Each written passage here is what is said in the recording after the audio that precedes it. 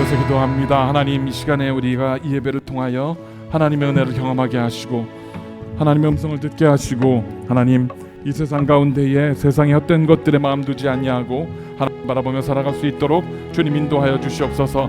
특별히 지금 한국에 홍수가 나서 많은 사람들이 목숨을 잃고 어려움을 겪고 있다는 소식을 들었습니다. 하나님, 사랑하는 사람들을 잃은 가족들을 위로하시고 이 시간에 하나님 더 많은 피해가 생기지 않을 수 있도록 하나님의 은혜를 베풀어 주시옵소서. 이 시간에 우리가 한 목소리 함께 이 예배와 또 하나님의 자비와 또 사랑하심을 놓고 함께 기도하는 시간 같습니다. 기도합니다. 아버지 하나님, 감사합니다. 이 시간에 하나님, 우리가 주님 전에 앞에 나왔습니다. 한 주간에 분주하고 바빴던 삶이지만은 이 시간에 하나님의 은혜를 사모하고 하나님의 얼굴을 구하며 하나님 주의 음성을 듣기를 소원하여 우리가 이 자리에 모였습니다. 하나님, 우리 가운데 함께 하셔서 말씀하여 주시고 위로하여 주시고 충만한 은혜를 경험케 하여 주시옵소서.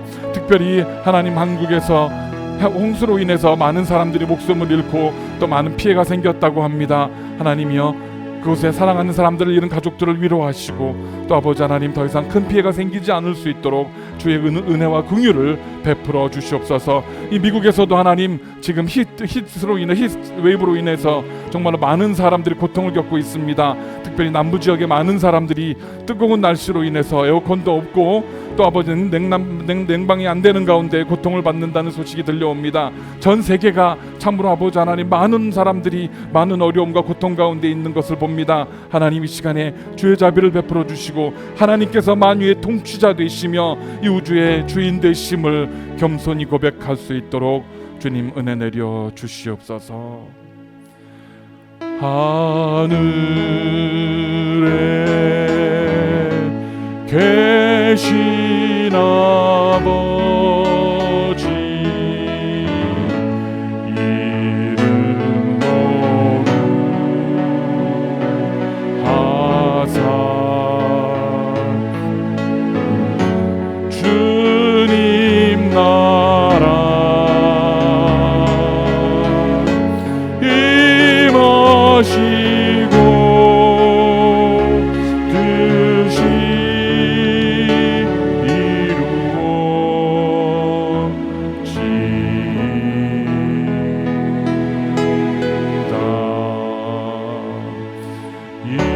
일용할 양식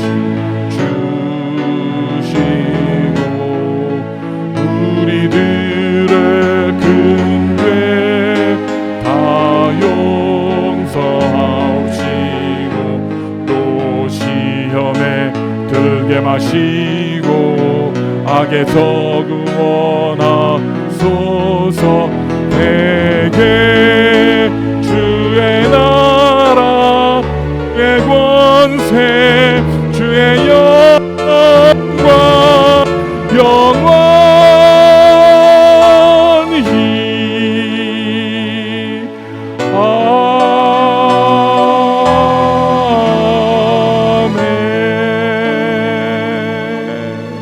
아멘. 기도합니다. 사랑의 아버지 하나님, 감사합니다. 이 시간에 우리가 어미닭이 병아리를 날개 아래 품은 같이 주님의 날개 아래에 모였습니다. 하나님의 은혜를 사모하고 말씀의 그 깊은 지혜를 사모하고 예배를 통해서 우리에게 부어주실 은혜와 위로와 하나님의 성령의 충만함을 소망함으로 주님 전 앞에 나왔습니다. 하나님, 주님 앞에 나온 이 발걸음들이 아버지 하나님, 예배를 마치고 헛되이 돌아가지 않게 하시고 하나님 말씀하여 주시고 우리의 심령을 만져주시고 하나님의 살아계신 은혜를 경험하는 복된 예배 될 수 있도록 성령의 임재하심이 우리와 함께하여 주시옵소서. 이 시간에 하나님 앞에 나올 때에 빈손으로 나오지 아니하고 주신 은혜가 감사해서 거룩하게 예물을 구별하여 드립니다. 우리에게 필요한 것을 공급하여 주신 은혜가 감사해서 10의 1조를 구별하여 주님 앞에 드렸습니다. 하나님의 사랑과 은혜가 감사하여 감사의 예물을 드렸습니다. 오늘이 주님의 거룩한 날인 것을 기념하여 주일 예물을 드렸습니다. 또 아버지 하나님, 하나님의 말씀이 세계 각지에 퍼져지기를 소망하여 선교의 예물을 드리며 각자의 아버지 하나님 제목으로 주님 앞에 드린 손길들 주님 기억하시고 복되게 하셔서 하나님 충족한 은혜를 누리게 하시고 하나님의 하늘문을 여셔서 채워주시는 놀라운 은혜와 복을 경험케 하여 주시옵소서. 하나님, 또 주님 앞에 땀 흘려 수고하고 주님의 몸된 교회를 섬기는 귀한 아버지 하나님 헌신의 손길들이 있습니다. 그들을 기억하시고 하나님, 그들의 땀과 수고가 하늘의 생명책이 기록되어지며 하나님 귀한 면류관의 보석이 되어져서 우리가 주님 앞에 섰을 때 잘했다 칭찬받으며 하늘의 면류관을 소유할 수 있도록 은혜 내려 주시옵소서. 이 시간에 함께하지 못한 우리 성도들의 발걸음도 기억하시고 동일한 은혜로 이 시간 부어 주시옵소서. 모든 예배의 시간을 주님께 맡깁니다. 악한 영들 틈타지 않게 하시고 미혹하지 않게 하시고 주님의 깊은 말씀의 은혜에 젖어들게 하여 주시옵소서. 감사드릴 때 예수님의 이름으로 감사하며 기도드렸습니다. 다 같이 이 시간에 하나님의 말씀 봉독해 올리는 시간 갖겠습니다. 야고보서 3장 13절부터 18절까지 있는 말씀입니다. 야고보서 3장 13절부터 18절까지 있는 말씀 함께 봉독해 올리도록 하겠습니다. 시작. 너희 중에 지혜와 총명이 있는 자가 누구냐? 그는 선행으로 말미암아 지혜의 온유함으로 그 행함을 보일지니라. 그러나 너희 마음속에 독한 시기와 다툼이 있으면 자랑하지 말라. 진리를 거스려 거짓말하지 말라. 이러한 지혜는 위로부터 내려온 것이 아니요 땅 위의 것이요 정욕의 것이요 귀신의 것이니 시기와 다툼이 있는 곳에는 혼란과 모든 악한 일이 있음이라. 오직 위로부터 난 지혜는 첫째 성결하고 다음에 화평하고 관용하고 양순하며 긍휼과 선한 열매가 가득하고 편견과 거짓이 없나니 화평하게 하는 자들은 화평으로 심어 의의 열매를 거두느니라. 아멘. 자리 앉아 주십시오. 하나님 감사합니다. 이 시간에 하나님 부족한 종이 말씀을 들고 섰습니다. 종의 무지함을 주께서 아시오니 하나님 성령의 지혜로 채워주시고 말씀을 전할 때 전하는 자나 듣는 모든 이들이 하나님의 동일한 은혜와 말씀의 지혜 가운데 들어가게 하여 주시옵소서. 감사드릴 때 예수님의 이름으로 기도드렸습니다. 아멘.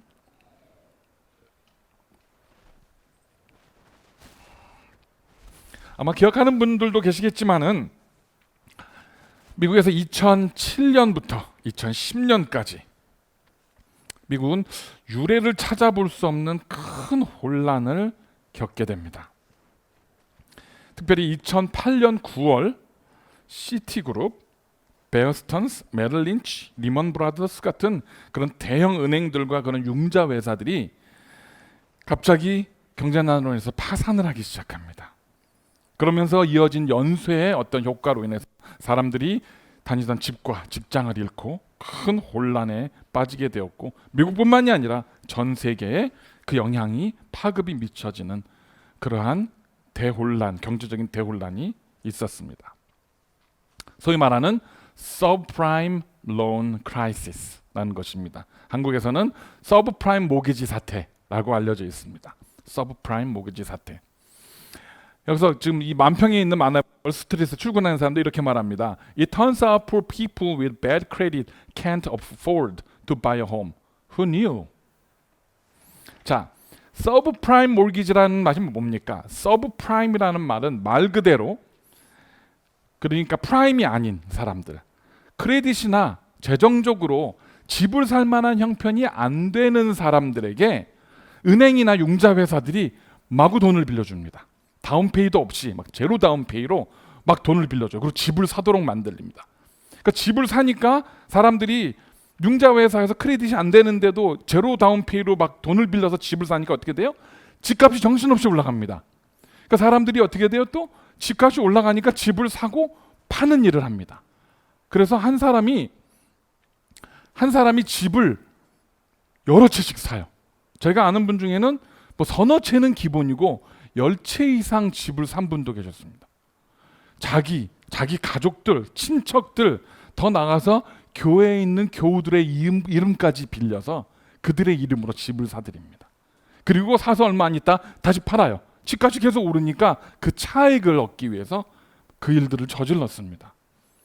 그러다가 어떤 순간에 이제 집값은 더 이상 안 올라가기 시작하고 크레딧이 없이 집을 산 사람들이 더 이상 몰기지를 갚을 수 있는 상황이 안 되는 거예요. 못 갚게 되니까 어떻게 해요? 그 사람들이 이제 집을 다 은행에 넘기기 시작합니다. 소위 말해서 뱅크럽시를 하는 거죠. 뱅크럽시를 하든지 아니면 뭐 숏세일을 하든지 집을 다 은행에 넘겨버리기 시작합니다. 은행은 갑자기 팔리지 않는 집들이 막 들어오기 시작하는 거예요. 돈은 다 내보냈는데. 그러면서 은행들이 다 넘어가기 시작했습니다. 말도 안 되는 일이 일어났어요. 있을 수가 없는 일이 일어난 겁니다. 도덕적인 moral hazard. 도덕적으로 절대 그렇게 하면 안 되는 은행들과 융자들과 금융회사들과 또 그것을 감독해야 되는, 그것을 관리 감독 슈퍼바이징 해야 되는 정부와 이 모든 사람들이 전부 다 자기 할 일을 하지 않았어요.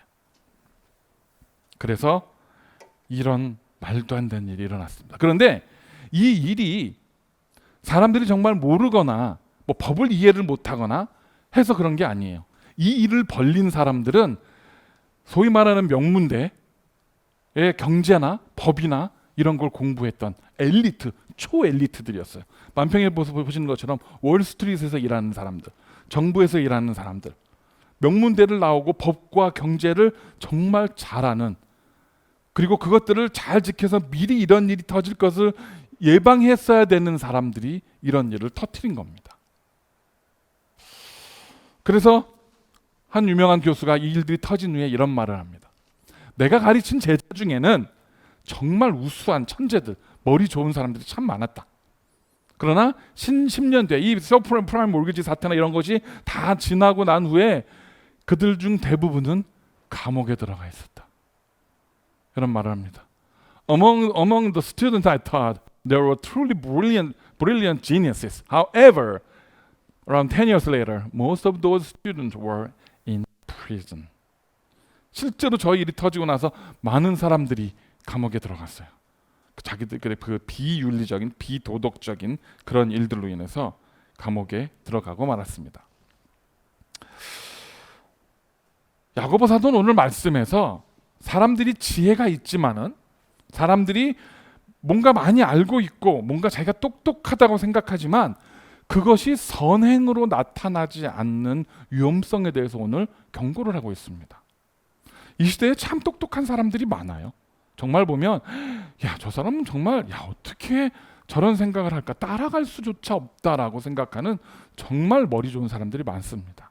특별히 미국은 탑 5%가 나머지 95% 플러스 전 세계를 이끌어간다는 말이 있을 정도로 아주 그 탑 티어에 있는 한 5% 정도 사람들은 우리가 감히 생각도 할 수 없을 만큼 정말 머리가 좋은 사람들이에요. 천재들이에요. 그런데 바로 그들이 어처구니없는 일들을 통해서 그들의 그 지혜와 그들의 그 정말 좋은 머리를 좋은 곳에 쓰지 않아서 감옥에 들어가 세상을 혼란하게 만들고, 또 집이 없어서 정말 어렵게 집을 장만하려고 했던 사람들, 그들을 더 큰 수렁에 빠뜨리는 그러한 일들을 하는 것을 우리가 보게 되었다라는 겁니다. 실제로 저 때 그 서브프라임 몰기지 사태가 이게 막 부를 때 주변에서 정말 열심히 성실하게 직장생활 잘하고 열심히 일하던 분들이 갑자기 하던 일을 그만두고 부동산업에 뛰어들고요. 또 융자 라이센스를 따고요. 갑자기 그쪽에 막 뛰어든 사람들이 많았어요. 그래서 그분들이 정말 그대로 성실하게 그대로 살았으면 큰 돈은 못 벌었겠지만, 그러나 그냥 쭉 잘 살 수 있는 분들이 갑자기 그 일에 뛰어들었다 이게 망하면서 정말 파산한 사람들이 참 많았습니다. 제가 아는 주변에도 그런 분들이 있었어요. 오늘 본문에서 야고보 사도는요, 세상의 지식과 지혜와 하늘로부터 오는 지식과 지혜의 큰 차이점에 대해서 우리에게 오늘 말씀해 주고 있습니다. 돈의 흐름이 흐른다고 하잖아요. 이렇게 돈의 흐름, 그러니까 경제, 투자하는 방법, 그리고 법률, 이런 것들을 잘 공부하고 명예와 부를 누리던 사람들이 그들의 그 도덕성과 그들의 양심을 잃어버릴 때 많은 사람들, 더 나가서 이 파장은 유럽과 전 세계까지 퍼졌습니다. 이렇게 큰 혼란을 주게 됩니다. 양심과 선함이 없는 세상의 지식과 요령, 이것이 얼마나 위험한지를 오늘 우리에게 지금 말씀해 주고 있습니다. 우리가 예전에는요, 옛날에는 이렇게 뭔가 우리가 살다가 어려운 문제가 부딪히고 그러면 자기 집안의 어른들을 찾아갔어요. 어른들. 아니면 동네에 이렇게 연세가 오래 드시고 이런 그런 동네 어른들, 소위 말하는 뭐 이장이라고 그럴까? 아니면 그 동네 어르신들이 있잖아요. 그 지혜가 있는 분들을 찾아가서 여쭤봤습니다. 어르신, 제가 요즘 이렇게 문제가 있는데 어떻게 하면 좋겠습니까? 그러면 그분들이 이거는 이렇게 하고 살다 보니 이런 문제는 이렇게 해결하면 좋겠더라. 그 얘기를 듣고 우리가 그것을 이렇게 행했어요. 근데 요즘은 어떻습니까? 이 인터넷이 발달을 하다 보니까 젊은 사람들이 더 이상 어른들을 찾아와서 묻지 않아요. 자기 어머니나 아버지, 할아버지나 할머니, 어른들을 찾지 않아요. 인터넷을 뒤지면 자기들이 원하는 정보를, 지식과 정보를 빨리 얻을 수 있으니까 어른들을 찾지 않아요. 그런데 지식과 정보, 인포메이션이나 knowledge만으로 해결이 안 되는 것들이 있습니다. 오랫동안 인생을 살면서 삶의 경험을 통해서 얻은 지혜, wisdom. 그들이 세상을 살면서 겪었던, 그리고 그 문제들을 극복하면서 삶에서 그렇게 얻어냈던 지혜들은 인터넷을 뒤져도 나오지 않아요. 그런데 너무나 세상이 이게 빨라지다 보니까 그냥 인터넷에서 지식과 정보만을 가지고 지혜가 없이, 삶의 그런 익스피리언스나 백그라운드가 없이 그것만 가지고 빨리 눈앞에 있는 문제들을 해결하라고 하는 시대에 우리가 지금 살고 있다라는 겁니다. 자동차가 스스로 운전을 하고요. 요즘 뭐 자동차 테슬라 이런 차들 보면 자율주행이라 그러잖아요. 목적지 주소를 딱 집어넣으면 앉아있으면 자기가 목적지 주차장까지 가요. 그리고 뭐 요즘 챗 GPT, AI 뭐 이런 거 나와가지고요. 정말 깜짝 놀랍니다. 여러분들 해보시면 어떤 뭐 내가 궁금한 게 있어서 치잖아요. 그러면 논문 수준의 글이 나와요. 그 분야를 정말 오랫동안 공부한 사람이 써야만 나올 수 있는 정도의 글이 이렇게 나와요. 영어는 그렇다 쳐요. 이게 미국에서 개발된 거니까. 한글도 그래요. 한글로 된 정보를 찾잖아요. 그러면 깜짝 놀랄 만큼 문법이나 단어까지 아주 정말 잘 나와요. 물론 조심해야 됩니다. 그게 100% 옳은 정보는 아니에요. 그중에 되게 위험한 잘못된 정보들도 있습니다. 어떤 사람이 폭탄 제조하는 법 쳤더니 안 가르쳐 주더래요. 그래서 몇 번 질문을 바꿔서 대답을 했더니 폭탄을 제조하는 법을 쭉 가르쳐 주더랍니다. 잘못 사용한 예죠. 우리가 지금 이런 정보화 사회, AI가 이제는 우리에게 정보를 주는 자동차, 그런 시대에 우리가 살고 있는데요. 정말 우리가 지금 살고 있는 이 시대가 안전하고 행복하고 정말 살기 좋은 그런 시대를 살고 있습니까? 정보가 그 옛날 그 어떤 때보다도 정말 많아졌던 그 시대를 사는데, 인터넷이 없고 스마트폰이 없던 1970년대, 80년대, 90년대보다 지금 2010년, 20년, 30년이 더 좋은 세상입니까? 저는 그렇게 생각하지 않아요. 오히려 스마트폰이 없고 인터넷이 없던 시대가 사실은 더 사람 간의 정감이 있고 좋았던 시대였던 것 같아요. 사실은 더 많은 대화를 나눌 수 있고. 그래서 그 1987 뭐 이런 그 있잖아요, 드라마들. 그걸 우리 승주나 하영이나 아이들하고 같이 앉아서 보면 얘네들은 모르잖아요. 여기서 태어난 애들이니까. 그런데 보다가 그런 얘기를 했어요, 저희한테. 엄마 아빠 부럽다고. 저 시대에 저런 모습으로 사는 것이 너무 좋아 보이고 정말 나도 저런 시대에 살아보고 싶다. 엄마 아빠는 저 시대를 살았으니까 참 부럽다는 얘기를 하는 걸 들었습니다. 그래서 내가 넌 뭘 알아? 그 시대 어른들이 살았던 그 배경을 너는 가보지도 않고 어떻게 알아 했더니 그냥 드라마로 보는데도 그게 좋아 보인대요. 동네 사람들이 옆집 사람들과 반찬을 나눠 먹고 옆집에 문제가 생기면 내일처럼 가서 같이 고민해주고 같이 울어주고 같이 그 문제를 해결해주고 그런 어떤 따뜻함이, 인간미가 있는 그러한 것들이 되게 부럽다라는 얘기를 하는 걸 봤습니다. 정보와 지식만으로는요 절대 저와 여러분들의 삶과 신앙이 좋아질 수가 없다라는 거예요. 오늘 본문 13절에서 이렇게 말합니다. 너희 중에 지혜와 총명이 있는 자가 누구냐? 라고 묻습니다. Who is wise and understanding among you? 이렇게 질문을 합니다. 여기서 지혜, wise는요. wise는 헬라어로 소포스라는 단어입니다. 소포스라는 단어는 유대인들이 교사나 서기관이나 랍비들을 가리킬 사용하는 단어입니다. 그리고 그 다음에 그 총명을 말하는 understanding을 말하는 에피스테몬이라는 단어는 특별한 훈련을 받은 그런 특별한 지식이나 훈련을 받은 뭐 교사나 뭐 이런 사람들, 그런 전문직을 가진 사람 가리키는 단어입니다. 즉 이 단어는 뭡니까?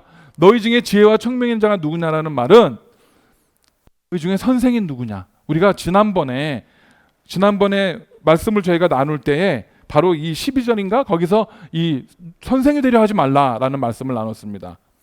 그때 나왔던 말씀과 같은 말이에요. 너희는 선생이 되려고 하지 마라. 너희 중에 선생이 되려고 하는 자가 누구냐? 하는 거예요. 선생이 되려고 하는 자가 누구냐? 그리고 이렇게 말합니다. 선생이 되려고 하는 자, 그리고 지혜가 있다고 스스로 생각하는 자는 선행으로 말미암아 지혜와 온유함으로 그 행함을 보일지니라. 남을 가르치려고 하고 남보다 자기가 우월하다고 생각하고 그런 자리에 있다고 스스로 생각하는 사람은 자기의 지식과 자기의 경험을 자랑하려고 하지 말고 오히려 지혜의 온유함으로 자기가 그것을 행해서 사람들에게 내가 알고 있는 건 내가 경험한 것들, 내 지혜를 보여주라는 거예요. 입이 아니라 말이 아니라 삶으로 행동으로 보여주라 라고 말씀하고 있는 겁니다. 이것은요 사실 우리 신앙에도 연관이 되어 있어요. 예수 믿으세요. 예수 믿으시면 복 주고 하나님께서 우리의 모든 것을 형통하게 해주시고 평안하고 이렇게 말은 하지만 말로 하지 말고 내가 정말 예수 믿는 사람처럼 내 안에 이 진정한 평안이 있는 사람처럼 하늘의 소망이 있는 사람처럼 행할 때에 주변에 있는 사람들이 그것을 보고 저 사람은 정말 믿는 사람이구나. 저 사람은 정말 지혜가 있는 사람이구나 라고 인정을 받게 된다는 것입니다. 그리고 이어서 야고보 사도는 이렇게 말합니다. 그러나 너희 마음속에 독한 시기와 다툼이 있으면 자랑하지 말라. 진리를 거스러 거짓말하지 말라. 이러한 지혜는 위로부터 내려온 것이 아니요 땅 위의 것이요 정욕의 것이요 귀신의 것이니 시기와 다툼이 있는 곳에는 혼란과 모든 악한 일이 있느니라. 이 말씀을 통해서 우리가 알 수 있는 게 뭐가 있습니까? 이 세상에 있는 지혜, 이 세상에 있는 지식 가운데에는요 정욕의 것, 귀신의 것, 시기와 다툼을 주는 악한 지식들과 지혜들이 존재하고 있다는 거예요. 즉 세상에서 배우고 습득한 것들 중에는 그것이 선한 일에 쓰이는 것이 아니라 악한 일에, 죄를 짓는 일에, 멸망시키는 일에 쓰여지는 지식들이 반드시 존재하고 있다는 겁니다. 그것도 세상의 지혜입니다. 아까 말씀드린 그 프라임 모기지 사태가 있었을 때 사람들이 막 그랬어요. 집도 안 사고 그냥 가만히 있는 사람들한테 가서 그럽니다. 아니 왜 바보같이 가만히 있어? 지금 살고 있는 집에 에퀴티 뽑아가지고 집 한 채만 더 사고 한 6개월 있다 팔면 2배가 남는데 왜 그 짓 하나 안 해 바보같이? 라고 말하는 사람들이 있었어요. 저도 당한 사람 중에 한 사람입니다. 누가 와서 아니 목사님 왜 집도 없이 이러고 계세요? 지금 0% 다운페이로 집을 살 수 있는데 이렇게 렌트 아파트 이런 데서 렌트로 살지 마죠. 그때 제가 아파트 렌트 살 때였거든요. 저기 에난데일이라는 아파트에. 아파트에서 이 지금 렌트비 내는 돈이면 집을 타운하우스를 사서 그거 몰개지를 갚으실 수 있어요. 왜 목사님 바보같이 이러고 계세요? 라고 저한테 얘기를 했어요. 그때만 해도 제가 이런 물정을 잘 모를 때여서 그리고 같이 교회에 있던 성도 얘기를 하는 거니까 진짜 그래요? 0%로 집을 살 수가 있고 난 다운페이할 돈도 없는데 그분이 융자하는 분이었거든요. 목사님 걱정하지 마세요. 제가 알아서 다 서류해가지고 해드릴 테니까 목사님 사인만 하시면 목사님 집을 사실 수 있어요. 그거 좀 믿었죠. 설마 목회자의 뒤통수 했나 싶어서. 그래서 했어요. 사인해 줬어요. 큰 교훈을 얻었죠. 그러고 나서 얼마 안 있다가 제가 이사 나왔던 그 타운홈을 뺏겼어요. 은행에다가. 왜냐하면 제가 샀던 값보다 절반으로 집값이 떨어져 버렸어요. 그게 피크 때 집을 샀기 때문에 절반으로 떨어져서 몰기지를 갚는 것이 너무나 바보 같은 짓이 돼버린 거예요. 그래서 그때 그 살던 타운하우스를 쇼세일로 은행과 딜을 해서 결국은 집을 팔 수밖에 없는, 그래서 다시 나오는 일을 제가 겪었던 당사자. 저 같은 사람도 그런 일을 당했어요. 왜냐하면 주변에서 다 그렇게 얘기를 하는 거예요. 한두 사람이 아니에요. 그러고 계시지 마세요, 목사님. 왜 바보같이 그러고 계세요? 지금 그러고 있는 건 양심을 지키는 게 아니. 지금 다 이게 법적으로 다 돼서 허락해줘서 사도록 하는 거니까 사세요. 다 이러는 거예요. 그러니까, 그래? 다 그렇다니까? 법적으로 된다니까? 그래. 그리고 같이 거기에 넘어가게 된 겁니다. 지혜가 있고 지식이 있고 정보가 있는 사람들, 주변에 보면 그런 사람들이 있습니다. 뭔가 인터넷을 찾아서 뭐 많은 걸 알아요. 막 이것저것 뒤져가지고 아는 게 참 많아요. 그런 사람들은 말합니다. 그 바보같이 그러지 마세요. 이런 이야기를 우리한테 해요. 그러면 우리는 그때 조심해야 돼요. 이것이 정말 하나님이 주신 지혜로 말미암아 내가 정말 의의 선택을 하는 것인가, 아니면 세상의 지식과 세상의 지혜들로 나에게 지금 잘못된 선택을 하도록 그렇게 나를 이끌어가고 있는 것인가, 우리가 잘 생각해 봐야 된다는 것입니다. 어떤 사람들은요, 자신이 가진 지식과 정보로 더 어려운 일을 이끌어가는 사람들이 있습니다. 투기나 투자를 하도록 하고요. 그리고 잘못된 선택을 하도록 우리를 설득합니다. 저 여러분은 우리가 신앙이 있는 사람들입니다. 믿음이 있는 사람들이에요. 내가 비록 세상에서 그런 지식과 정보를 가진 사람들보다 우리가 정보의 양이 부족하다 할지 모르지만 저분들이 가진 아주 특별한 것이 있어요. 그게 뭡니까? 위에서부터 오는 지혜예요. 하나님이 주시는 지혜. 우리는 그것을 소망해야 되는 겁니다. 우리가 해야 될 일은요, 사람들과 또 우리의 자녀들과 우리의 젊은이들, 다음 세대들에게 이 세상에서 물질적인 풍요, 이 세상에서 물질적으로 또 세상적으로 높은 지위를 가지고 많은 물질을 누리고 사는 것이 다가 아니다. 그보다 더 위대한 가치가 있다. 복음의 가치, 말씀의 가치, 구원의 가치, 더 가치가 있는 일들이 우리는 세상에 선포해야 된다는 것입니다. 그래서 우리뿐만이 아니라 우리 주변에 있는 사람들에게 정말 하나님께서 인도하시는, 세상에 주는 지식과 지혜와 정보에만 의존하는 것이 아니라 우리가 말씀과 기도를 통해서 하나님이 하늘로부터 주시는 지혜를 소유하는 법, 그것을 사용할 수 있는 능력을 우리가 공동체 안에서, 믿음 안에서 서로 나누고 도전할 수 있어야 한다는 것입니다. 살다 보면 우린 그런 사람들을 봅니다. 자기의 신앙이 자기의 안식과 위로만을 위해서 신앙생활하는 사람들이 있습니다. 교회를 나와서 열심히 신앙생활은 해요. 근데 그 신앙생활을 하는 가장 주된 목적은 내가 위로받기 위해서, 내가 복을 받기 위해서, 하나님이 있으니까, 말씀을 통해서 위로하신다고 했으니까 내가 그 은혜만을, 그 위로를만을 누리기 위해서 신앙생활하는 분들이 있습니다. 틀린 건 아니에요. 맞습니다. 우리가 예수 그리스도를 구주로 영접하고 우리가 하늘에 우리의 소망을 두면 세상에 줄 수도 없고 알 수도 없는 놀라운 평안과 위로와 안식을 분명히 우리가 소유합니다. 하나님께서 그것은 약속하신 바예요. 그런데 우리가 예수 그리스도를 구주로 믿고 그래서 세상의 모든 환경에 영향을 받지 않고 평안과 위로와 안식을 얻는 데에서만 그치면 안 됩니다. 거기서 멈추면 안 돼요. 우리는 그것을 기본으로 해서 이제 하나님께서 우리에게 주신 우리의 삶의, 우리의 인생의 목적과 목표들을 찾아서 그 일을 수행하고 이루면서 살아가려는 노력들이 따라야 한다는 겁니다. 그리고 거기에는 지혜가 필요해요. 지혜가.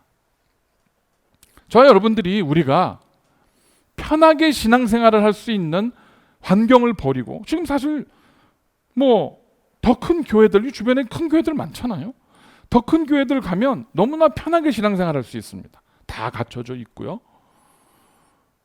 그런데 그렇게 편하게 신앙생활 할 수 있는 길을 버리고 이렇게 어려운 개척교회 우리가 함께 개척을 해서 셋업하고 맨날 치우고 뭐 이렇게 힘겹게 우리가 지금 이 길을 걸어가는 것은 바로 저와 여러분에게 맡기신 뭔가 더 하나님께서 우리에게 주신 위대한 사명, 잃어버린 영혼들과 우리의 다음 세대들, 그들을 하나님의 말씀의 복음의 은혜 안에 이끌어오도록 하는 그 위대한 사명들을 감당하기 위해서 우리가 이 자리에 모였다고 저는 믿습니다.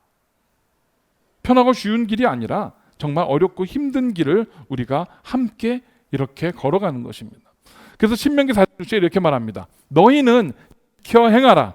이것이 여러 민족 앞에서 너희의 지혜요 너희의 지식이라. 그들이 이 모든 규례를 듣고 이르기를 이 큰 나라 사람은 과연 지혜와 지식이 있는 백성이로다 하리라. 할렐루야. 보겠습니다. 시작.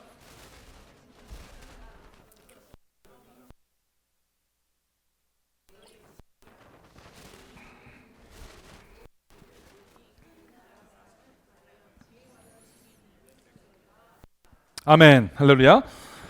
여기서 지켜 행하라고 하는 게 뭡니까? 신명기에서 나왔으니까 율법이겠죠. 하나님의 말씀입니다. 너희는 이것을 지켜 행하라. 즉 하나님의 말씀의 율법을 지켜 행하라는 겁니다. 왜냐하면 하나님이 주신 그 지혜, 그 말씀은 우리의 지혜요, 우리의 지식이에요. 시대를 막론하고 2000년 전에, 3000년 전에, 4000년 전에 하나님께서 주셨던 율법이나 2023년의 지금이나 하나님이 주신 율법의 지혜, 말씀의 지혜는 여전히 유효하다는 거예요. 동일해요. 우리가 그 말씀 안에서, 그 율법 안에서 하나님께서 우리에게 주시는 그 지혜의 우물을 길어낼 수 있어야 합니다. 그렇게 했을 때 어떻게 돼요?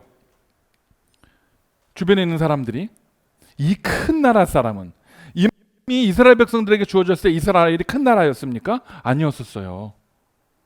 그러나 이 말씀을 우리가 지켜 행할 때 주변에 있는 그 크고 강대한 나라들이 그 조그만 이스라엘이지만 그 사람들을 보면서 이 큰 나라는 과연 지혜와 지식이 있는 백성이로다 라고 인정할 거라는 거예요. 저와 여러분들이 하나님의 말씀의 은혜 안에서 하나님이 주시는 지혜를 우리가 소유하고 산다면 우리 주변에 있는 사람들이 우리를 무시하지 못한다는 거예요. 혹시 배운 게 많지 않더라도, 가진 게 별로 없더라도, 건강이 약하더라도 우리가 여러 가지 환경으로 객관적으로 세상의 기준으로 비교할 때 그리 뛰어나지 못한다 할지라도 그럼에도 불구하고 우리 주변에 있는 사람들은 저와 여러분을 무시하지 못한다는 거예요. 오히려 두려워한다는 거예요. 오히려 저와 여러분들이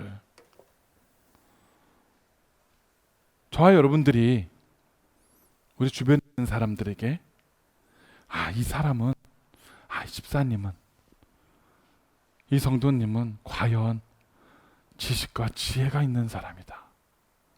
저분의 저 지혜와 지식은 어디서 나왔을까? 저분은 어떤 삶을 살았길래 저러한 놀라운 지식을, 놀라운 지혜를 가지고 있을까? 궁금하게 여김을 받는 저와 여러분이 되시기를 간절히 축원합니다. 그래서 저와 여러분들은 바로 이렇게 이 지식과 통해서 이 땅에서 이제 저와 여러분들이 보내심을 받은 목적, 왜 나를 이 땅에 보내셨을까? 그리고 내가 이 땅에 지금 살아가면서 내 인생에서 해야 될 일이 무엇인가? 이렇게 모여서 교회를 가고 다음 세대들을 위해서, 잃어버린 들을 위해서 사역하는 일들도 그 중에 하나일 것이고요. 또 다른 많은 일들이 있을 것입니다. 그 일을 위해서 해야 될 일이 있어요. 함께 읽겠습니다. 시작. 눈물을 흘리며 씨를 뿌리는 자는 기쁨으로 거두리로다. 아멘. Those who sow in tears shall reap with shouts of joy. 눈물을 흘리면서 힘겨워서, 이 더운 날씨 가운데 힘겨워서, 그러나 정말 힘들게 그렇게 씨를 뿌리는 사람들은 나중에 기쁨으로, 뭐라 그래요? shall reap with shouts. 막 깡충깡충 뛰는 거예요. reap이 뛰는 거잖아. 깡충깡충 뛰면서 소리를 지르는 거예요. 기뻐서. 야, 저희 집에 조그만 텃밭이 하나 있어요. 손바닥만 해요, 진짜. 근데 거기에 오이나 호박, 오늘 아침에도 그 오이를 따서 먹고 왔어요. 손바닥만한 오이가 열려요. 제 아내는 펄쩍펄쩍 뛰고 난리가 나요. 아, 오이가 열렸다. 그거 따갖고 와서 열심히 깎아가지고 먹습니다. 그 손바닥만한 밭에서도. 그 말씀이에요. 더 모기에 물리고 땡볕 아래서 난 잡초를 뽑아주고 매일같이 아침 저녁으로 물을 주고 힘들고 고되지만 그러나 열매가 맺힐 때 우리 가운데 기쁨이 있다는 거예요. 저와 여러분이 지금 살아가는 이 세상 가운데 힘들 수 있어요. 고통스럽을 수 있어요. 아니, 그럴 수 있는 게 아니라 그래요. 사실 힘겨워요. 살아간다라는 것 자체가. 그런데 이것을 믿음 안에서 하나님이 주신 지혜와 말씀의 은혜로 견뎌내다 보면 열매를 거두는 반드시 있을 거라는 겁니다. 그런데 그날이 왔을 때 어떤 사람은요, 눈물만 흘리는 사람이 있을 거예요. 그리고 어떤 사람은 그 눈물을 이미 이전에 흘렸기 때문에 기쁨으로 거두는 사람도 있을 겁니다. 내가 그 마지막 때에 그 결산하는 날 눈물만 흘리고 끝나는 사람이 될지, 아니면 지금 눈물을 미리 흘렸기 때문에 그날 내 기쁨으로 열매를 거두는 사람이 될지는 바로 오늘 이 시간에 여러분들이 어떠한 지혜를 가지고 어떠한 선택을 내리느냐에 달려 있습니다. 그래서 하루하루 우리의 삶의 선택이 중요합니다.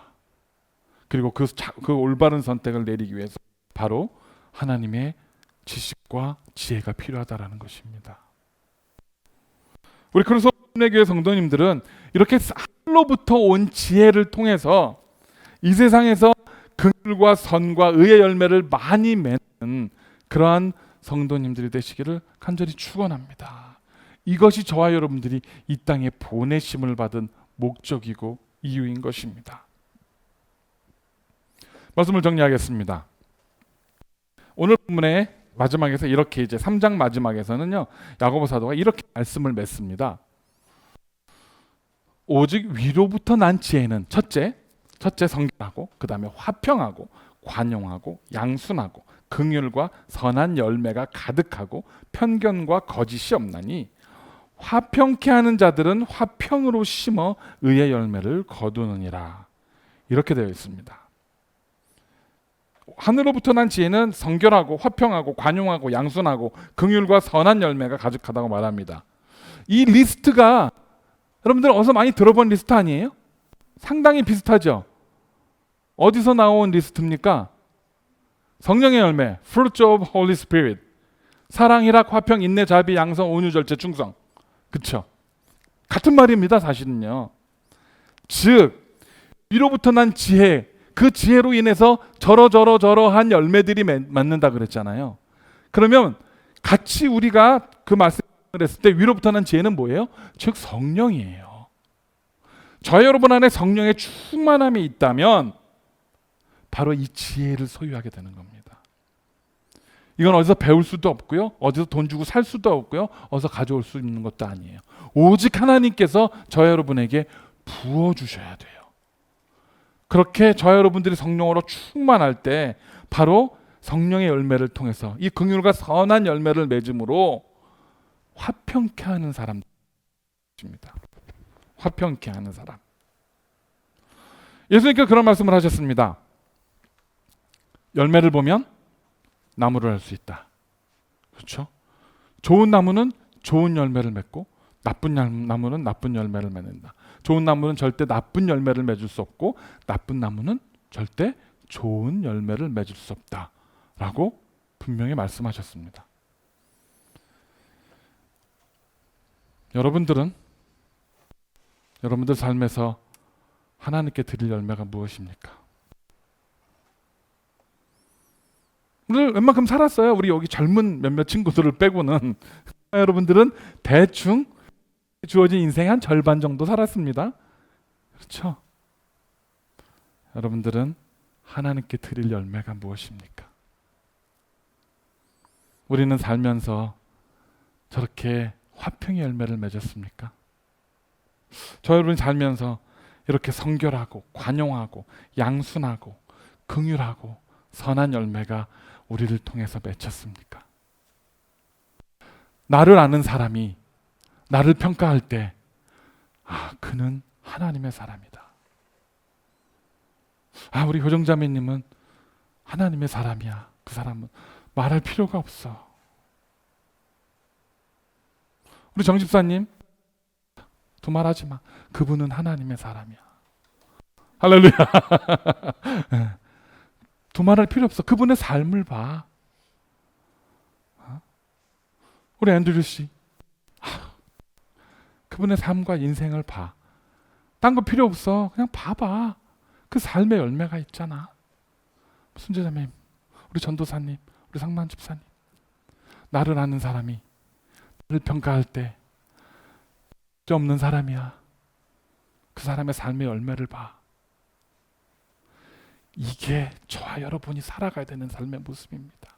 하나님의 나라의 백성으로서 우리가 예수님의 제자로서 적어도 이 정도의 평가는 받고 살아야 된다는 것입니다. 그리고 그렇게 살기 위해서 반드시 필요한 것이 있는데 그것이 바로 하늘로부터 내려오는 지혜입니다. 그 지혜가 있어야 바른 선택을 내릴 수 있고 우리가 바른 선택을 내려야만 바로 그런 화평과 선한 열매를 맺고 그것으로 사람들에게 도전을 주고 사람들로부터 칭송을 받을 수 있기 때문입니다. 저와 여러분이 세상에서 칭송을 받으라는 것은요, 내 영광을 위해서가 아니에요. 제가 칭송을 받을 때 그 칭송이 나한테서 끝나면 그거는 교만이죠. 그 칭송이 나를 통해서 결국 어디까지 가야 돼요? 하나님께 돌리는 영광, glorifying God, 하나님께 영광을 돌리는 데까지 나아갈 때에 저 여러분들은 진정으로 그리스도인으로 살아가는 삶의 열매를 맺게 될 것입니다. 이렇게 정말 하나님께서 하늘로부터 주시는 또 성령께서 우리 안에서 주시는 지혜로 말미암아 내가 있는 곳, 내가 있는 가정, 직장, 사업장, 학교 어디든지 내가 있는 곳에서 정말 이렇게 의의 열매, 화평의 열매를 거둘 수 있는 저 여러분, 우리 모든 성도님들이 되시기를 간절히 축원합니다. 기도하겠습니다. 감사합니다. 오늘 우리 야고보서의 말씀을 통해서 우리가 도전을 받습니다. 하나님, 세상의 지혜를 배우기 위해서, 세상의 지식을 배우기 위해서 우리는 많은 노력을 합니다. 많은 돈을 들여서 학원도 가고 좋은 대학도 가고 좋은 교육을 받기 위해서 우리는 무단히 애를 씁니다. 그러나 우리가 세상의 그 많은 지혜들, 좋은 대학에 진학하고 좋은 많은 것들을 습득하기 위해서 하는 노력만큼 우리가 하나님의 말씀을 알기 위해서 노력하고 있는지, 하늘의 지혜를 알기 위해서 노력하고 있는지 이 시간 돌아봅니다. 하나님, 이제 우리가 더욱더 하늘의 지혜를, 위로부터 내려오는 지혜를 사모하며 소망하는 사람들이 되게 하여 주시옵소서. 이렇게 우리가 하나님, 우리 안에서 주께서 주신 성령의 충만함으로 지혜롭게 이 땅에서 살아가면서 우리 이 땅에 보내신 목적을 이루고 그리고 정말로 의와 화평의 열매를 맺고 살아가는 복된 하나님 나라 백성, 예수님의 제자가 되게 우리를 붙들어 주시옵소서. 감사드릴 때 예수님의 이름으로 기도드렸습니다. 아멘. 다 자리에서 일어나셔서 하나님께 찬양 드리겠습니다.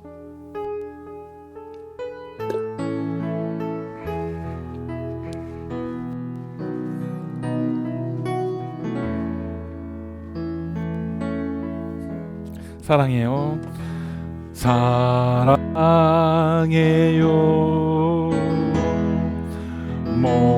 목소리 높여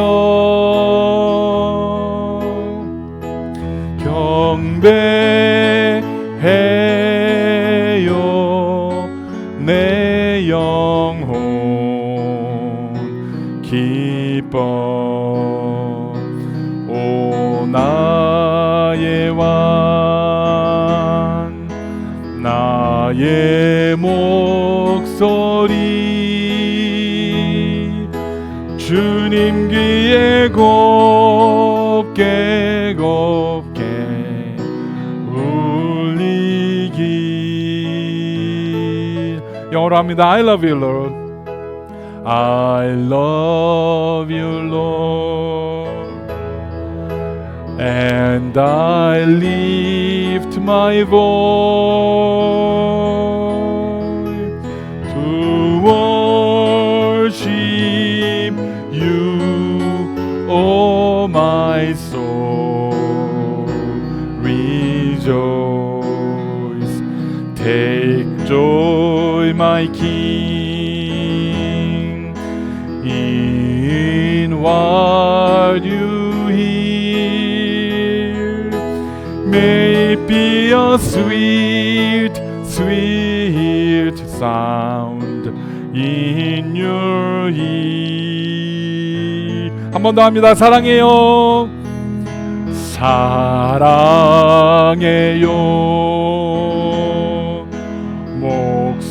목소리 높여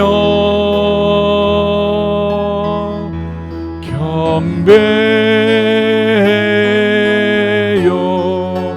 내 영혼 기뻐. 오 나의 왕 나의 목소리 주님 귀에 곱게 곱게 울리기. 아멘. 이제는 우리 구주 예수 그리스도의 은혜와 우리 아버지 하나님의 극진하신 사랑하심과 성령님의 감화감동 역사하심이 세상의 것이 아니라 하늘의 지혜와 하늘의 지식과 성령의 충만함을 소유하고 바라보며 살아감으로 이 땅에서 의와 화평의 열매를 맺으며 주께 영광 돌리기로 작정하며 다짐하는 하나님의 사랑하는 백성들 머리 위에와 주의 핏값으로 사신 우리 교회 위에 지금으로부터 영원까지 함께 하시기를 간절히 축원하옵나이다.